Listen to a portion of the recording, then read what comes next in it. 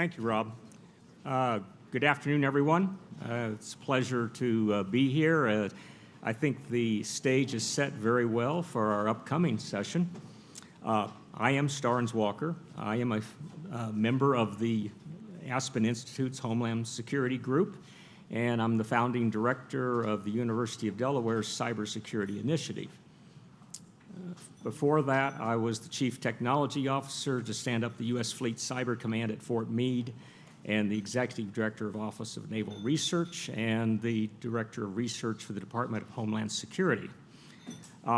Today's session and the discussion really builds on everything we've been talking about today.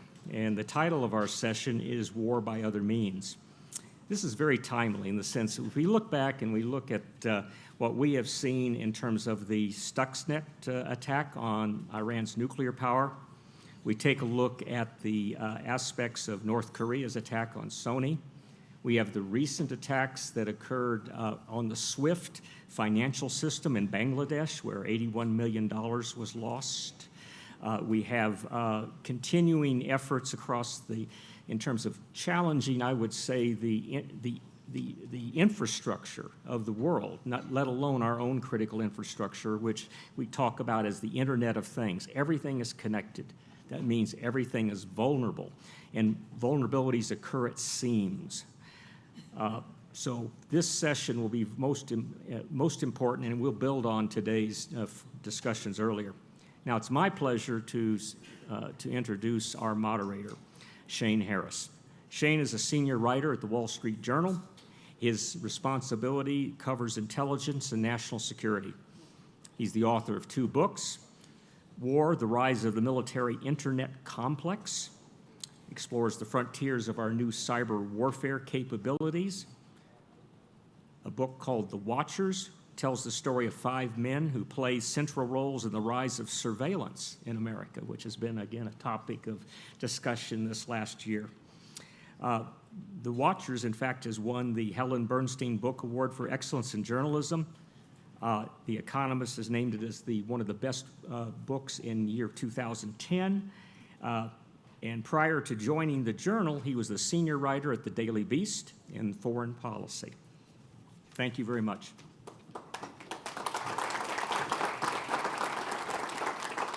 Great, thank you all for being here for the last of our full panels before we go on to hear from Director Pompeo. Let me just make brief introductions to everyone here on the panel so you can get a sense of the breadth of expertise that we have here. And we're very lucky to have all of these people together for this topic. To my left here, Bob Griffin, who's the CEO of Ayasdi. And I got that right, didn't I? You did. I did? I got it right, all right. Josh Skule from the FBI. He is the Executive Assistant Director for Intelligence for the Bureau. We have Jeff Greene, who's the Senior Director of Global Governance Affairs and Policy at Symantec, Internet Security Company, and Clint Watts, formerly of the FBI, now a Robert A. Fox Fellow at the Foreign Policy Research Institute. And if you like to watch congressional hearings, you know this is the first man to become a celebrity out of a congressional hearing. It's how everyone breaks out. Right, exactly. So I wanted to actually begin this panel by briefly looking back to a year ago when the Security Forum convened. We were just learning about the hacking of the DNC. And at that time, officials had not come out publicly and officially said that Russia was behind that event, but it was pretty much becoming sort of a known fact. And the Aspen Homeland Security Group actually put out a communique at that event on election system security, which said, I quote here, voting processes and results must receive security akin to what we expect from critical infrastructure. And when we talk about critical infrastructure in this space, just so we're sort of setting the table with the terminology, we're talking about big stuff. We're talking about power plants, nuclear facilities, communications capabilities, transportation. There's a long list of it, but the kinds of things that are the nuts and bolts, in many ways, of what keeps the country going. So that was a year ago. Just a couple of highlights of things that have happened since then, and of course, we've come on to learn much, much more about the Russian interference. About a dozen U.S. power plants, including one in Kansas, were believed to have been probed possibly by Russian actors. We've seen attacks that cut off the power in Ukraine, also believed to be Russian actors in that case. In Ireland, energy networks were probed just this month, according to reports. We saw the massive WannaCry ransomware attack, which wreaked havoc on multiple continents, a botnet attack that took over the so-called Internet of Things, all those devices in your houses, your washing machines, and your thermostats that are hooked up to the internet, and cyber attacks that have crippled activities at shipping companies like Maersk and FedEx. Actually stopped in one case, caused a Honda production plant domestically to shut down because of one of these massive attacks that were spreading. And that's just a little bit of the highlights of things that have happened in the past year that are affecting critical infrastructure. So when we talk about these threats, these broad cyber threats, particularly from nation states, you often hear experts and policymakers for the past several years saying we're kind of in a pre-911 moment when it comes to cyber, or the cyber Pearl Harbor is coming. I want to throw out, though, a question for the panel to start us going, which is it time to retire that metaphor? Because from where I'm standing covering this, and I think probably from a lot of experts' perspectives, it seems like the calamities that people were worried about are already here. And they may not necessarily have led to loss of life, but we now have an environment in which elections are being interfered with, power facilities are being shut down, business is losing revenue, massive disruptions because of cyber. So should we just get rid of the whole pre-9/11 moment and just acknowledge that we are in the bad thing that we have all been anticipating? Maybe you'd like to start. Yeah, no, I think it's a great question. I think the answer is yes. I think I don't think we have to worry about the next Pearl Harbor-esque type of attack. The realities are here. People are preparing for it today. We've started. You see the probing activity that goes on. People are starting to look at ways that we can start producing cascading failures, which will drive to critical infrastructural shutdown. You know, it's interesting. I was having a conversation this morning at breakfast, and we were talking a little bit about critical infrastructure protection. And while we all start to look at things like, you know, what can we do proactively from a technology perspective to look at anomalistic behaviors, to predetermine if there may be an event and be prepared for that event, there are policies and programs and procedures that we have to look at, too, that can take these things into consideration that we aren't even preparing for. Let me give you a little story, a real quick example of that. Did some research out in the Hawaiian Islands about protecting the grid, in particular for some activities we were doing some time ago for Pacific Command. And the challenge in the Hawaiian Islands is if you lose the grid, it could potentially shut down not only Hawaii, but Pearl Harbor, and that's the largest combatant command, one of the largest combatant commands in the world. So, you know, you have to be prepared for those kinds of things. Well, what's interesting is across the Hawaiian Islands, from the Aleutian Islands down to the Hawaiian Islands, are a series of buoys. And those buoys do things, among other things, like provide early warning for tsunami activity. And why that's important? Well, if there's a tsunami wave heading toward the Hawaiian Islands, you want to know that as early as possible because you want to orderly shut down the grid so you don't short the grid out and have these changes and these challenges. Well, there's a program in Hawaii that we discovered called Dial a Buoy. And Dial a Buoy is, if I'm a surfer and I want to learn what the wave rate is and the temperature of the water is, I can dial a particular buoy number and call it, and the buoy will say, temperature is 88 degrees. The waves look at this rate. It's a good day for surfing. Problem is, what if the bad guys spoof the buoy? And the buoy says, tsunami warning happening. Well, we don't have to worry about the bad guys shutting down the grid. We'll shut the grid down because that's the standard operating procedure. So while we talk about all of the collective issues around Internet of Things, and I worry a lot about those kinds of things, so forth, we got to look at more than just the broad set of challenges around things like just what technology can do, what it is we also do from a procedure and a process perspective. Josh, let me ask you this in the same question. At the Bureau, I mean, obviously 9/11 is a transformative event. It very much repositions the FBI into a role of having to predict bad things that are going to happen or to at least anticipate them. I mean, are you all moving past this idea of we're at a kind of on the precipice of a big moment when it comes to infrastructure attacks and just recognizing that we're already in it? Or do you think that that's the wrong way to think about it? No, I think that's the right way to think about it. I mean, I don't know what precipitous event would cause us to be more concerned, right? We have ransomwares on the rise. We have a slew of nation states out there that are looking to attack our democracy. They're looking to take advantage of us economically, financially, change our culture. Whether you look at Chinese investment inside the United States, which has increased threefold in 2016, despite their agreements not to potentially attack us economically, I'm not sure that they've stayed to that agreement. So I don't know what other events that we would need to do, and it really goes to the FBI and DHS and other USIC agencies partnering with the private sector in a very transparent way, that we can move information at the speed of technology, that we leverage technology amongst not just our USIC and our law enforcement partners, but also with the private sector. What's your best guess, just staying on this theme, for we've seen obviously this really rapid escalation and probing of infrastructure, and in some cases even, you might even qualify it as attack on infrastructure in other countries insofar as it's shutting it down. What is the FBI, or your best guess, for why nation states feel compelled to do this? Why are they poking us in this way, and presumably knowing that if they were successful in triggering something like a blackout, it would presumably, I think, trigger a pretty massive response, and maybe not just via the internet?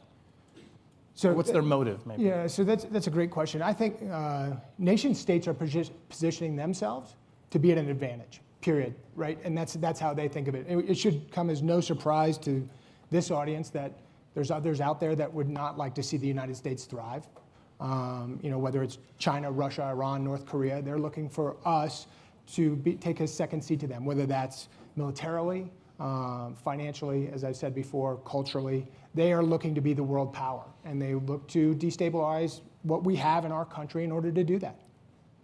Jeff, do you want to, from the point of view of industry, and you all at Symantec are in the thick of it when these attacks break out, of trying to analyze them quickly, does it feel like a pre-911 moment to you, or we're well past that? I think we're well past that. I remember I was working this issue in the Senate 7-8 years ago, and I always took out big red when I saw a draft speech from my boss with Cyber 9/11 or Cyber Pearl Harbor, because I don't think it's helpful. I think yes, we're in the thick of it, but I also think we need to think about what message that conveys. People hear that, you can have one of a number of reactions. Some people are just going to freak out. Some people are going to think, well, this is hyperbolic, and just turn off and not read the rest of it and hear the important conversation about just how vulnerable we are. And some people are going to think, well, there's nothing I can do personally or the government can do, and I think that is equally destructive. In cyber generally, one of the things that consistently worries me is the constant drumbeat of all these bad things happening creates a view among folks that there's nothing they can do to protect themselves. And that's not true on an individual level. There's a lot of things people can do. But things like talking about Cyber Pearl Harbor, Cyber 9/11, I'm afraid convey, even if it's theoretically, you could have infrastructure damage that would cause mass casualties in individuals, for citizenry, at an individual level, it puts the threat far beyond what the average Joe is facing every day. Right. Kind of drilling down on the variety of infrastructure issues that we've talked about here, probably the one that I think people in your position take the most seriously in terms of the greatest disruption that could be caused would be one targeting the energy sector. So we talk a lot about the grid and a blackout, and let's be clear, I don't think anybody's contemplating a scenario where all of the power across the United States is lost. The grid is quite disjointed and disconnected.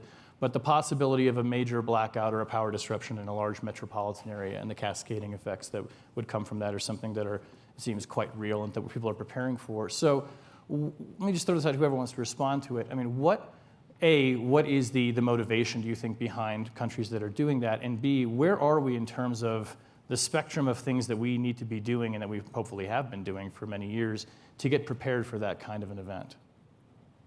I'll talk to it a little bit. So when we were watching, Jan Berger, Andrew Weisberg, and I, we were watching the influence around the election, what was most startling in a lot of ways, aside from the presidential debate, was how hacking powers influence, whether it is hacking personal information, dumping it on the internet and changing people's opinions, or taking real world incidents that occur, amplifying them, or hacking infrastructure to create fear in audiences. If you're a nation state and you can do both, if you can hack in and also manipulate or control an audience, you can amplify that to a great degree. We witnessed it with the Russian troll operations.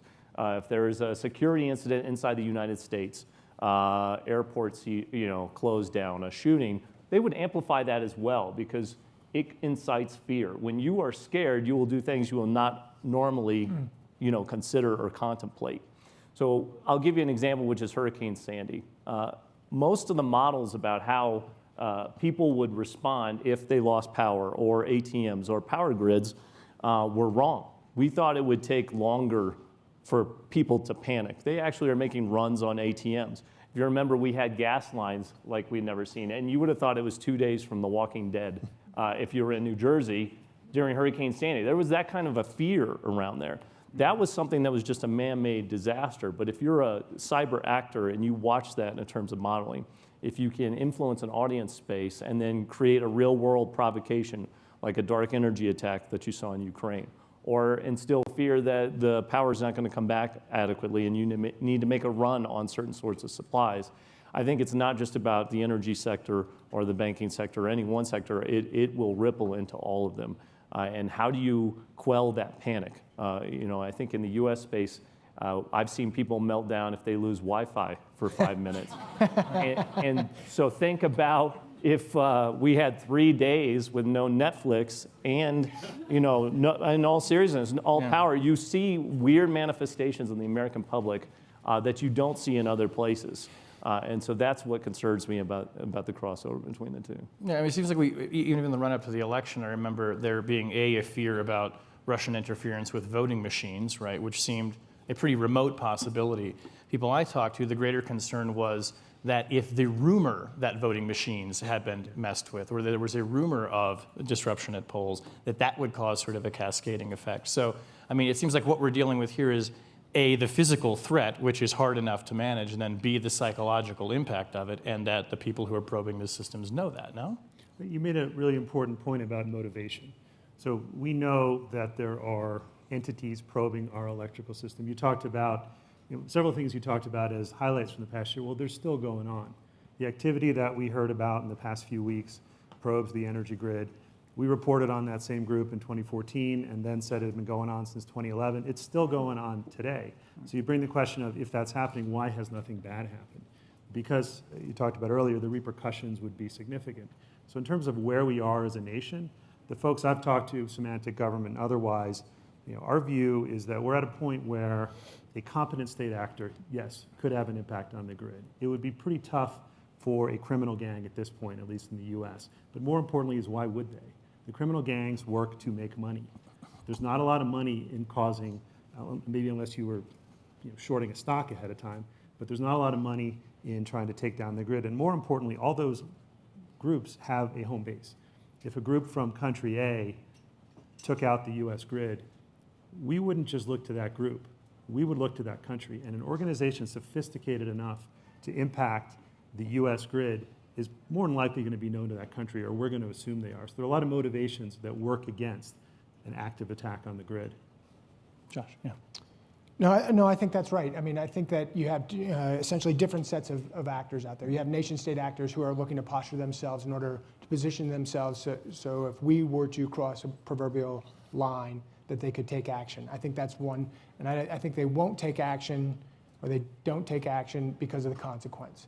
And then you have criminal actors who are, to what Jeff said, looking to make money. There's also another subset of that, and we've seen that in some of the malware, where some are just looking to watch bad things happen and see what happens out of that. And I think that's probably more dangerous than the criminal element that wants to make money. Because you can track, at some point you can track them, they're going to want to get their money. So somebody who just wants to just cause chaos. To watch it burn, yes, essentially. Watch the world burn. Yeah. Yeah, and it's interesting, as we've moved from what I would say nation-state terrorism to market-state terrorism, right? You get a various different set of players. And I think those that are involved now, to your point, are looking for sociological disruption. They don't have necessarily an ideology. They are looking for how quickly can I disrupt and cause widespread panic. And with the growth and explosive opportunity sets in technology today that enables everybody to participate into the creation process, with the ability to buy off the dark web, template-based malware programs and disruption programs, it is enabling more and more people to become market state actors. So let's put this in some real context. If today I decided I wanted to abandon my career as a Wall Street Journal writer and go out and hire somebody in the dark web to go out and launch an infrastructure attack on a power grid in a minor metropolitan area, and let's say I had unlimited resources to do it, conceivably, how easy is that? What obstacles would I face in doing so? Very little. Very little. If you can navigate your way across, or you can find somebody to navigate your way across the dark web, you can find people that are willing to participate. Again, their motivation is economic. It's the ultimate pay for performance job, right? They don't get paid unless they do things that cause them that they get value expressed. I think it would be incredibly. I think the barrier to entry for somebody to be able to do that is minimal at best. The only thing I'd caution you against, Shane, be careful who you're talking to on the dark web. Yeah. Well, we'll explain that. Yeah. So, I mean, Absolutely. And I always am. So we're right, yeah. I'm just saying.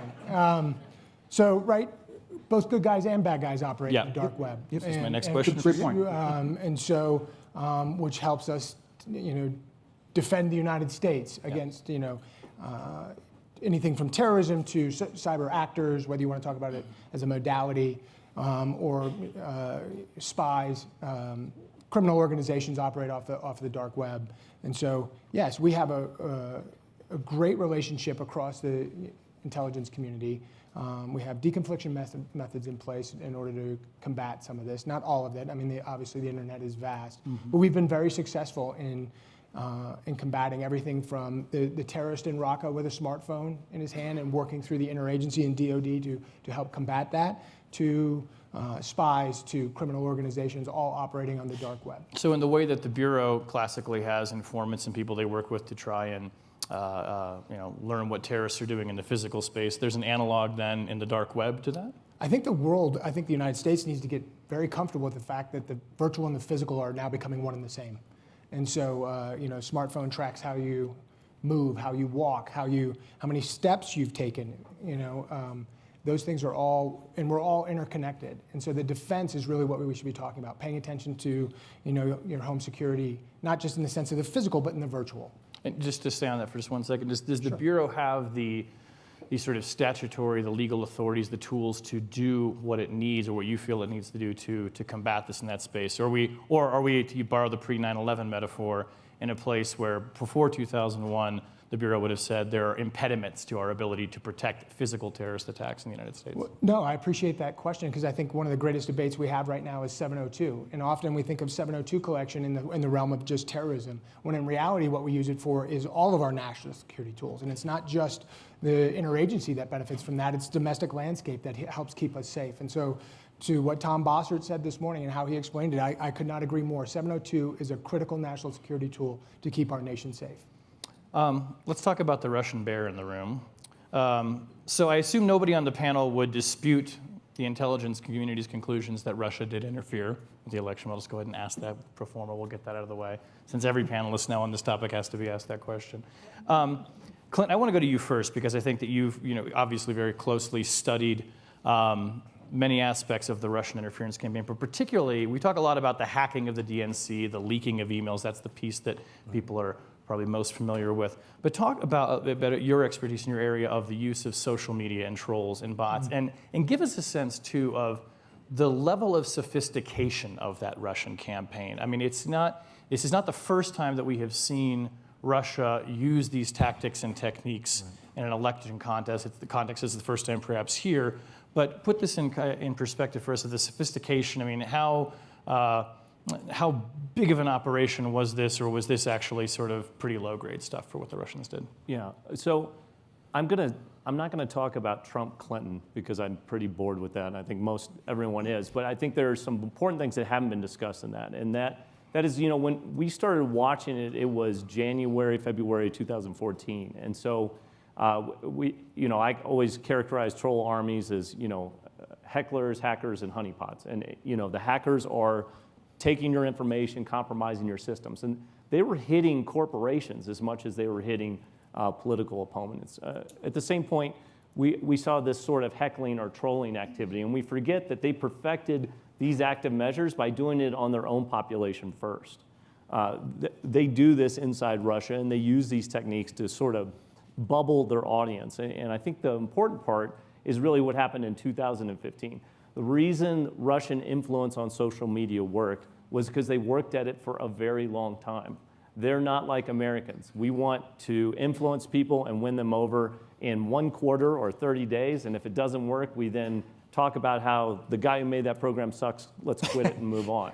The Russians don't do that. The Russians are in it for the long haul, and that's because They see it not the way we do. It's national security in a world of audiences now. You are linked with people that share your views on social media. In your communities right now, you live in gerrymandered political districts where you are physically surrounded with people that just think like you.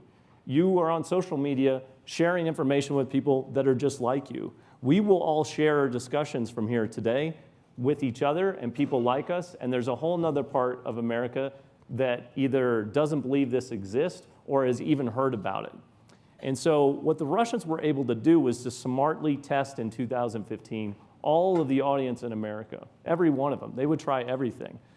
They don't try and figure out who can be influenced. They try and influence everybody. And when they see success, they reinforce that.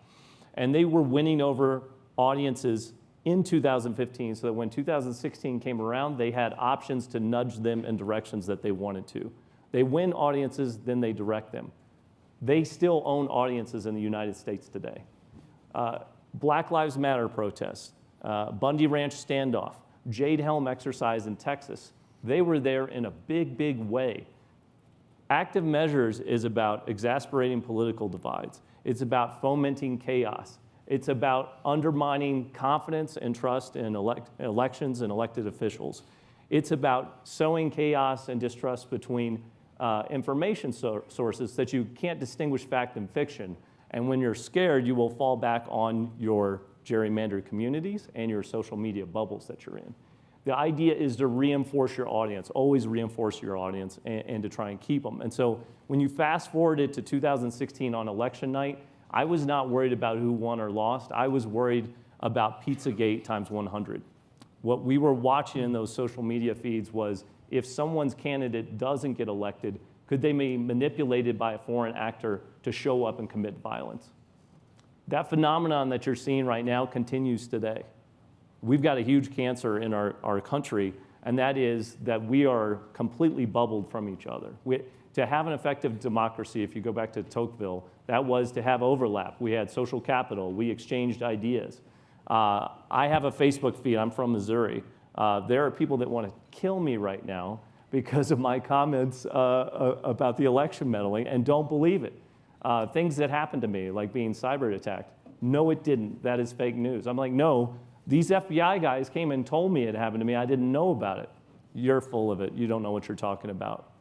So I think what we really should look at is if you have that power to control or influence audiences, when things don't go your way, you can shift them. And we need to stop talking about as Russian active measures and start talking about American active measures, which is how people are bubbling themselves, how different audiences are segregating themselves out. And it doesn't matter if it's left or right, Democrat or Republican, we're in a very dangerous space such that when a real hacking on infrastructure happens, we toss blame back and forth in different ways. Audiences are manipulated. We don't trust a company that's maybe defending us even though they're doing a great job because the other opponent doesn't want to take responsibility or credit for it. So we're getting into a weird twist where if you're in this like Russian space, you can really control and manipulate audiences and do your bidding while they fight amongst themselves. And we are already there in this country. Let me ask a question to Josh, but anybody respond to this. Please go ahead, respond. I'm trying to, just if I can say, I don't care about the GOP or the Democrats. Depending on what website you go to, I'm either a shill for Clinton or a deep state operative of the Republicans. It's hard to pick. But my point is that this election audience, sort of dynamic that happened on both sides continues today, and it is visceral, and it's the biggest challenge I think we have in our country right now, aside from election meddling and those sorts of things. And I think another point of this is, you talked about them having already captured the audiences, and in a way you could think of it like their infrastructure. Something that kind of gets lost in the intelligence community assessment that came out late last year about this is that the Russian operation did not start out per se to elect Donald Trump, right? It had a broad spectrum of goals and ambitions, and various things happened along the way. And what you're describing is one that was probably more successful, perhaps, than even they had anticipated that it would be. I think it was way more successful than they anticipated. Right. So, well, Josh, then a question for you. I mean, A, would you agree with that? And then from the Bureau's perspective, how does that set the stage now for 2018? So there is this landscape that Clint has described that we're all now familiar with. The adversary is not going away. They're inside the infrastructure. They're inside critical infrastructure too. But so how does that, what does 2018 look like for the head of intelligence for the FBI? So your first question was, do I agree? Do you agree with that, the right? success? And so Yeah. just to make, so just judging by the fact that I've been here all day, and on almost every single panel we've talked about Russia, I think they would determine that they have been successful, Yeah. right? I mean, I don't think that Russia is having a private public media moderated event to talk about the United States. So I don't. For 2018, I think, first of all, we learn just like they learn, right? So, we have all 56 field offices were set up for 2016 to be on alert. We had reps that were assigned to be electoral reps for each of those. We work very closely with DHS and those and other interagency partners to make sure that we are postured in the right way. I think our posture going into 2018 will be enhanced. I think our knowledge base, both working with the private and public sectors, will be enhanced. And I think we will position ourselves not just in the FBI realm, but working with DHS and other community members. And what can the FBI do to stop it? I mean, what can you do to go out and prevent these messages from being spread or these bots from infiltrating and infecting the media stream? Is there anything you can do? So I think we can do what we've continued to do, right? Which is stay true to what we know to be the truth and stay away from providing opinion on what would be things that we can't attribute to actual state actors or other activity. I think we can stay, our mission, uphold the Constitution and protect the American people. And as long as we stay within those confines, leveraging the totality of the community to do that, I think we work very well to whether it's NSA, CIA, DHS, to make sure that we are posturing ourselves inside the domestic architecture and then conveying that information, frankly, to those that need it, which whether that would be a law enforcement entity or a public or a private company. So let's take a company like Facebook, for instance, which is where so much of this gains currency. And I would argue that in the information landscape, Facebook has become a critical infrastructure insofar as how people get information, and it's been documented how fake news spread through that channel. Should the FBI be doing more? Can the Bureau be doing more to share information with a company like that to say, look, there is a hostile actor. It is spreading information through your system. It is getting out to your users. And should there be things that law enforcement should be able to do to compel a company like that to take action against it, do you think? All right, let's start with the latter question, compel. I think that's more of a policy discussion. So that's where I'll leave that one. As far as being a data pointer, telling industry or companies or Facebook particularly, like, hey, we have noticed that there's an actor, whether it's Russia, China, Iran, North Korea, on your system. We do that already. DHS does that already. Other community members do that already. Could we increase our posture in that arena? Sure we can. We're having great discussions right now with the private sector to understand what is the most important to them, so that what are they protecting, so that we also know in the government infrastructure what is it that the bad guys are trying to achieve inside those companies. So outside of Facebook, but other industries as well. So let me ask a policy question. Let me go to Jeff with this first because you used to work on the Hill. So you used to make policy. Okay. So you can put that hat back on. This question came up yesterday in the conversation with Secretary Kelly, where he said that despite the fact that nearly every state during the election in 2016 had come forward and asked the government for help, the state's message to the feds right now seemed to be mostly, we don't want you involved in our elections. We don't necessarily want your help in what DHS may be able to do. But if we're going back to the idea articulated here a year ago that election infrastructure is critical infrastructure, there is clearly a federal role for protecting critical infrastructure from foreign adversaries. Shouldn't the feds be getting in more into this and basically saying you're going to take the help even if you don't want it? So I appreciate the generosity. The assumption that the Hill makes policy nowadays is perhaps questionable. But there are a lot of pieces to the entire election infrastructure. And the one, you start with the fact that we're a federal system, the states and locals run it.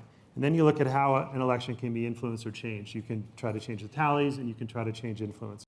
I think right now where we are, we're relatively good place for the most part in terms of massive changes in vote tallies. We have shown how individual machines can be compromised.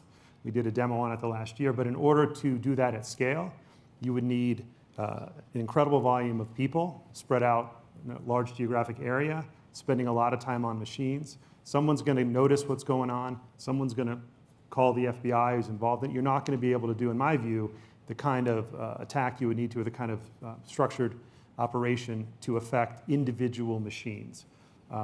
So where the feds can help is, number one, providing the guidance. The designation of critical infrastructure carries a lot of baggage going back to the, here we go again, post 9/11 days. And mandates on the states is not what was envisioned. It was more guidance, and I think when they got out and had the one-on-one conversations, it was a lot more effective. But the area the feds really need to be involved in is that, not the subversion, but the shifting policy, the shifting people's views, going back to the fake news. That, to me, is what worries me more in 2018. And I'm not even that worried about, I would like to think that most campaign managers, Senate, even congressionals, are going to have their email systems fairly well protected. But that's not going to stop an adversary from generating fake emails. And those are going to go out, and then we're going to be in a discussion over whether it's real or not. And as Clint pointed out, there's going to be a huge segment of the population that's going to believe that that fake email is real. So what would the federal government's role exactly be in dispelling fake news then? It goes back, I think, to a couple panels. We need to put better deterrents in place for actors that might do that. Okay, but then I'll ask another question that's been brought up before. How do we credibly implement such a policy when the President of the United States will not acknowledge that Russia interfered in the election? I'm begging you for this one. I'm happy to let him have this one. So, and I know Josh for sure can't comment on that, so I'll take it. But I don't think the government should be involved at all in policing fake news. It's a disaster waiting to happen. Any way the government tries to do it, they will have to take on responsibility for thought police, and it undermines what we're about, right? Freedom of the speech and freedom of the press. And so I also don't believe in tagging and tracking every fake news story. It's impossible, right? I can make fake news faster than you can refute it. I'm very good at it. My government trained me to do it in the counterterrorism era. But in all reasonableness, the approach that we, having watched this over many years, have advocated is what I call the nutrition label or information consumer reports system for news, which is you develop a rating system in an independent agency that works with social media companies so when news stories come up on your feed or in your social media feed, the outlet that actually makes news is rated over a time period against many different variables.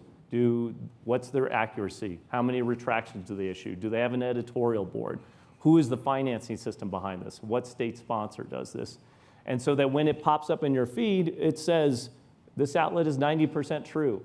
And if you come up on a really crazy fake news group, they get 10%. And then it's your decision as a consumer whether you want to read garbage or not. If you want to read the National Enquirer and believe every story that's in there, that's on you. But the problem in social media and the internet is I can make a fake news site that really grabs at you way faster than you can ever figure out if it's real or not. And if you look at some of the good stuff, BuzzFeed has done some really good work on the top 5 fake news stories that traffic through there or whatever. If you look at those websites, most people go, I have never heard of those websites, and some of them are even gone. They pop up and go down. And so I think there are other models that we can use in the private sector that help protect American values and keeps the government from having to do thought police, which I feel like is an impossible mission, for law enforcement. I want Bob to jump in here. I think you make a valid point. It's difficult for the government to legislate that kind of activity. But it's, to your point, this is not new. I mean, it came to highlight in the last election. I mean, think back to 2013, for those of you that may remember the AstroTurf or the fake tweet that supposedly was attributed to Associated Press that went out that said, right, explosion in the White House, President Obama injured. And in less than 6 minutes, the Dow drops 140 points, and the S&P loses over $138 million in value. right? That's the power behind what can happen quickly, because we are in an instantaneous consumer society.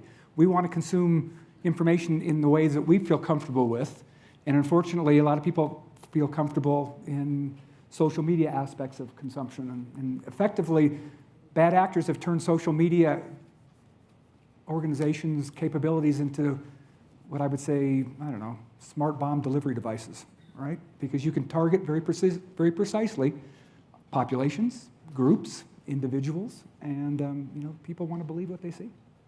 I want to turn to the offensive component here that the United States has. We talk a lot about things that people are doing to us. We have a lot of capability to do things to other people. In the context, I want to stay a little bit too in this area of external threats to critical infrastructure. We're talking a lot in the past few years about deterrence, and is there a deterrence theory in cyberspace? And what can we do to demonstrate to other nations that they should not try anything too catastrophic with us? We can argue about how successful that's been, but I want to posit the question of, does there need to be some kind of demonstrable show of force on the part of the United States? Let's take Russia, for instance. I mean, there are plenty of covert things that we can do to Russia. Maybe we have. I don't presume to know all the things that we have done in response. There's been a lot of talk about whether the sanctions were too tepid or not forceful enough. But does there need to be something to do that we do that demonstrates both to Russia and the world, this is what you get when you interfere with our system? I don't know that we need to go that far yet. I think a starting point may be a more public discussion of just what capabilities we have, even if at the highest level. If you go to the Cold War analogy, we were able to set policy, negotiation, panel talks to talk about nuclear policy because it was no secret that we had nuclear weapons. We didn't publish the plans to our latest warhead, but it was known we had X missiles and they had independent reentry vehicles. We're not there with cyber because of the level of secrecy. I'm not saying that we should go out and say we could take down this plant in Kiev and this plant in Beijing, but perhaps if we had a more public discussion over, yes, the US could impact critical infrastructure if forced, et cetera, with all the appropriate caveats. I do think that the level of secrecy around it limits our ability to have those types of conversations and to create deterrence. And the genuine question, I'd like to know what is the downside to acknowledging what is pretty widely accepted. Do we get a benefit out of this strategic ambiguity? Because it seems to me like it is hurting our ability both to develop policy and to use it as a deterrence tool. Josh. So I think we have the greatest country in the world with probably the greatest capabilities in the world. So I think my question would be to what would a show of force, what would be the determining factor? Why would we need to do that? Did they cross, despite the fact that folks disagree with certain policies or they disagree with the sanctions that may have been placed on Russia, things were done. And so that would be my response. What are we looking to achieve when I think it's widely accepted that we possess the greatest capabilities in the world? Bob and then Clint. Yeah. So let me change it a little bit from a different thought process. I don't worry much about our show of force from a governmental perspective. Most of our work is done in Title 50 traditionally versus Title 10. And I think it's going to stay that way, right? It's deniability. Right, so secret, not acknowledged publicly. Right. Yeah. Here's what I worry more about. I'm the CEO of Sony, and I'm really pissed off that this nation state that somebody's now proven to me has taken down my world. You know what? I got the smartest guys coming right out of Stanford University or UCLA, or you know what? Let me go put them in their place. That's the escalation piece that I worry more about than I do this stuff. Great point. It's exactly what I want to talk about. I think we heard this morning that .com is on your own based on the discussion that was in here. We saw 3,000 to 4,000 Americans allegedly be cyber attacked. I got to enjoy some of that. If I'm not protected by the government, they provided me notification, and I appreciate it. But if I'm not protected about it, and I'm provided no means to do anything about it, how many times do I need to get hit by a cyber attack if I'm a company or a person before I start to look at I have to protect myself or sustain my business? So in my case, I'm going to do some things in the coming weeks, and the Russians are going to cyber attack me again. And this has happened before. And when they're done cyber attacking me and stealing my information, they're going to dump it out on the internet, and they're going to hope you guys in the media, start taking me out of the game by reporting on it. So let's say if I'm not protected by because I'm in the .com world, then why can't I retaliate? If I know who the hackers are that hit me, and oh, by the way, I know who some of them are because they left some of their stuff on the internet, and I know where the dark web is, am I allowed to go do that? This is just going to happen, if the U.S. government doesn't set up a policy. It was funny, Putin's lie was it was patriotic Russians that participated, in the influence. Well, what if patriotic Americans stop and go, you know what? There are a lot of protests going on in Russia right now, and maybe I want to support those, so I do. That's why I think the policy part of it is extremely important right now, because we're at a threshold, I think, in corporate America and just civilian America, where people are going to start sticking up for themselves if the government doesn't come up with a policy and you don't know. How many times do we have to see public officials, government officials? If someone had robbed Colin Powell's house and taken his letters out of his house and dumped them on the email, on the internet, we would be talking about a massive retaliation. Iranian DDoSes against the banking sector in the United States have cost billions of dollars. If they showed up in New York City and stole $100 million from banks, we'd be going to war, but we treat it completely different in cyberspace. Well, then so that begs the question then. Okay, so Iranian DDoSes have caused all of this problem with the financial sector.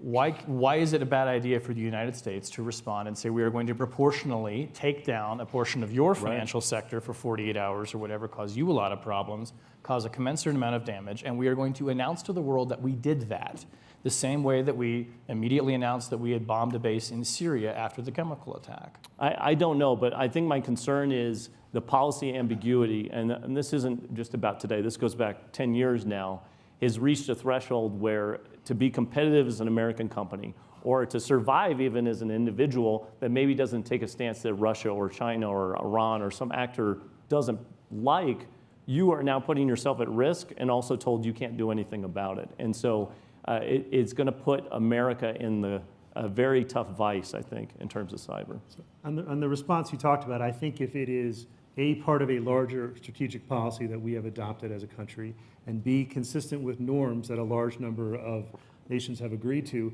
then yeah, it makes sense. But if we come out of the blue and just respond to it, I don't think we're going to get the result we want, because there's going to be in the international community, a discussion about, are we the evil ones Right. here? And there are no international norms. Correct. We should be And clear about it's that. hard to too. have those conversations. Right, Yeah. right. Let's turn to questions from the audience. We have about 10 minutes left, so we have plenty of time for questions. I'll go first in the back there, and then to Julia right here in the middle. Yes, Richard All with the University of California. I've read that if a bad actor such as North Korea were to lob a non-precision nuclear weapon at high altitude over an area of the United States, that the electrical grid system could be destroyed over an extremely wide area. My questions are relating to this. Is this true? Is it possible?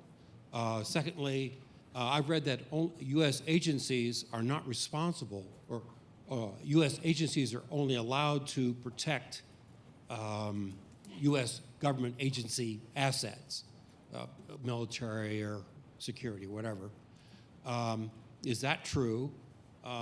Is any part of the civilian U.S. grid protected? Is it possible to protect the grid in any way anyway? And if they are not protected, why not? Or how does that get Okay, so a lot of questions. get done? Let's first take I'll leave that to you guys.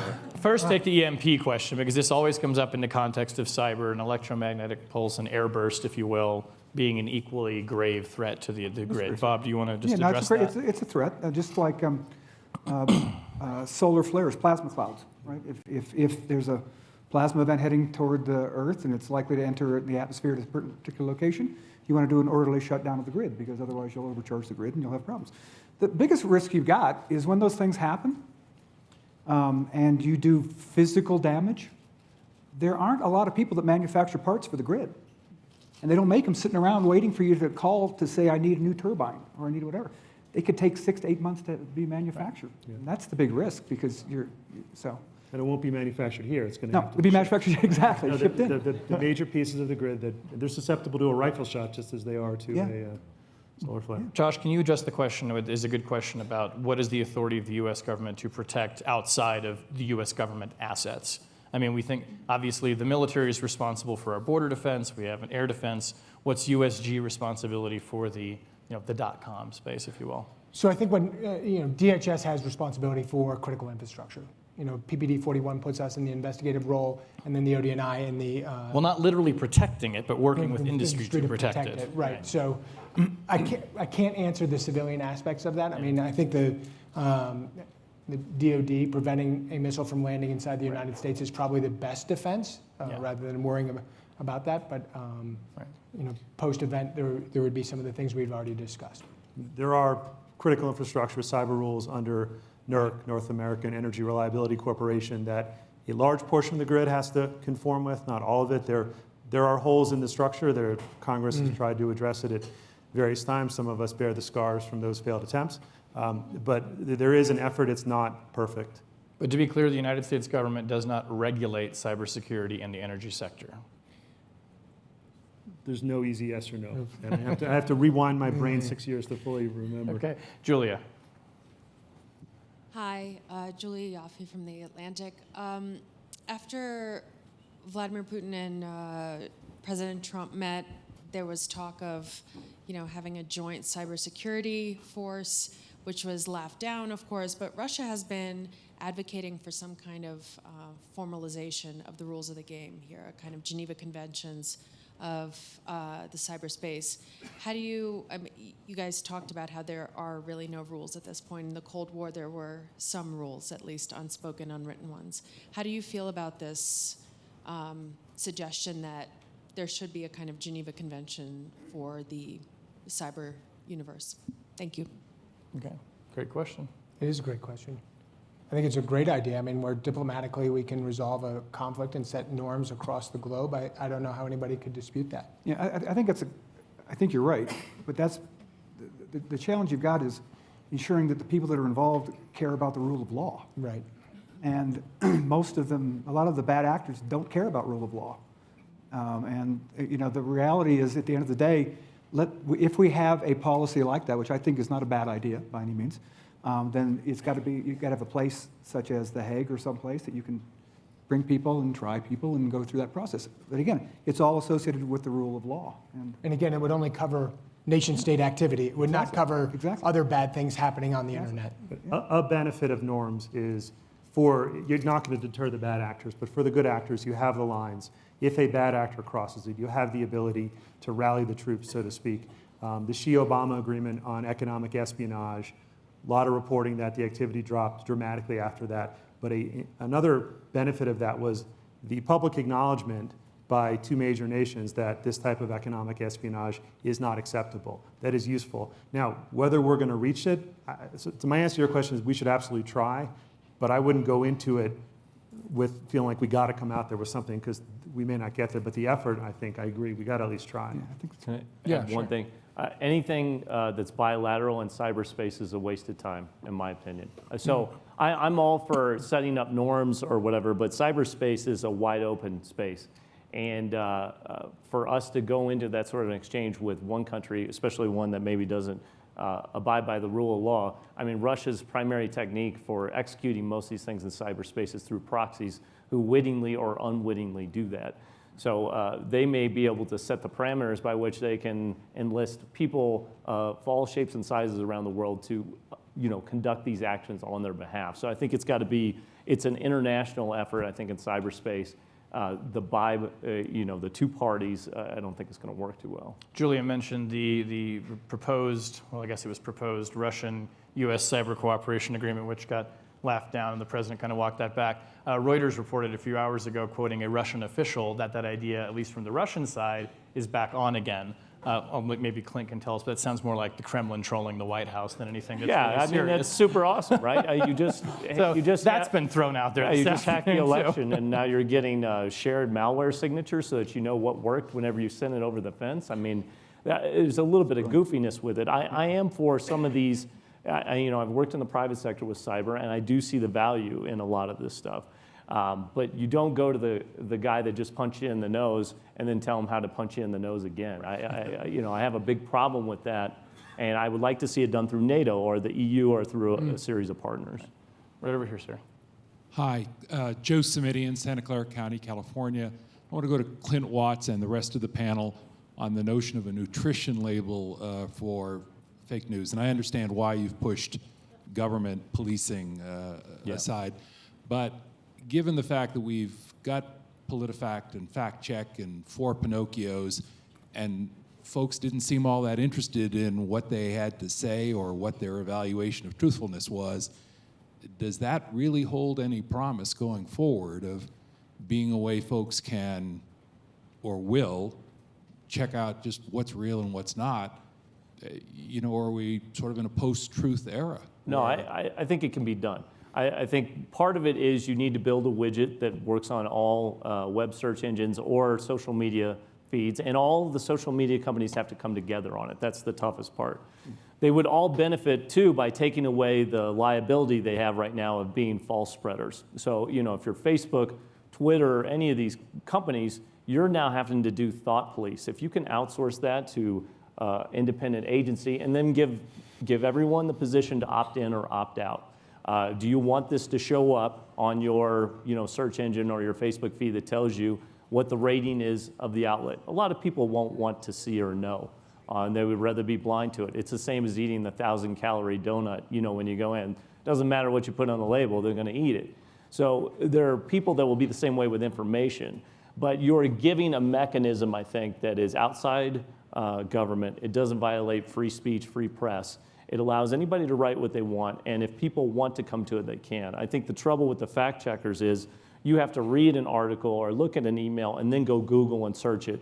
This would be something that you could essentially, opt into, and it would tell you in real time what that rating is. And you can even go to the rating and see why the outlet is rated that way. Rotten Tomatoes for articles. Basically. Exactly, and you put a consumer portion in it too. You could even, change the color of it. You put a number as truth versus fact, and you even put a color in it. There's some great Columbia Journalism Review mapping that's going on. It says, okay, this one is more right-leaning, this one's more left-leaning. That's fine. You could even rate it that way.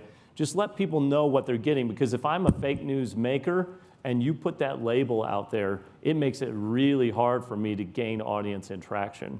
And I also think it puts a check on mainstream media. We hear a lot of complaints about fake news.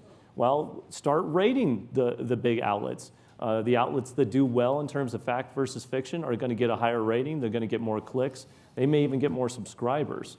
But it's a system. And now it'll be really hard to do unless all the social media companies agree to it. You have to have some sort of collaborative relationship. And I think they should want to do that, because if I guessed right now, use of a lot of these social media platforms since the election is down, because you can't trust the information on these platforms, and the user experience sucks because of your friends and the arguing back and forth about fact and fiction and true and false and all these things. So I think it provides a tool that could benefit everybody.